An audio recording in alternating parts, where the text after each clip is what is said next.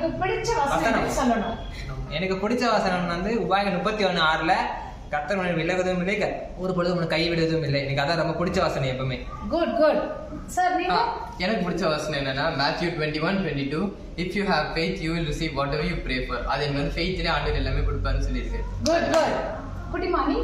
நான் என் ஃபேவரட் வசனம் வந்து Lord is my shepherd I shall not want. ஹே, எல்லாரோட ஃபேவரட் வசனம் இதான்டா. நீங்க குட்டிமானி?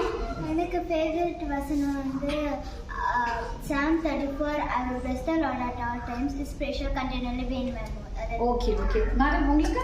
எனக்கு Ephesians 4:1 ball சொல்றாருல as a prisoner of God I urge you to live a life according to your calling. எனக்கு அது ரொம்ப பிடிக்கும். உங்களோட அழைப்புல நீங்க உண்மையா இருக்க விரும்புறீங்க. Good good good. Next madam நீங்க? எனக்கு Matthew 4:4 the man will not live by bread alone but on every word that comes from mouth of God. அதே பிடிச்சது. ஏன்னா இந்த ஜெனரேஷன் இருக்கவங்களுக்கு அவங்களுக்கு எல்லாருக்குமே வந்து இந்த மாதிரி சாப்பாடு தான் இருக்கும். ஆனா நம்ம வந்து ஏசப்பாவோட வார்த்தை மூலியமாவும் நம்மளால வாழ முடியும். Very good good good. Madam நீங்க? எனக்கு 2 Timothy 1:7 பிடிக்கும். For God hath not given us the spirit of fear but of power and of love and of a sound mind. Super. அப்போ உங்களுக்கு பயமே கிடையாதுன்னு சொல்லுங்க. குட். இந்த காலத்து யங்ஸ்டர்ஸ் வந்து இவ்வளவு தூரம் வசனத்துல ஊறி இருக்காங்க. ரொம்ப சந்தோஷம். So you all love Jesus.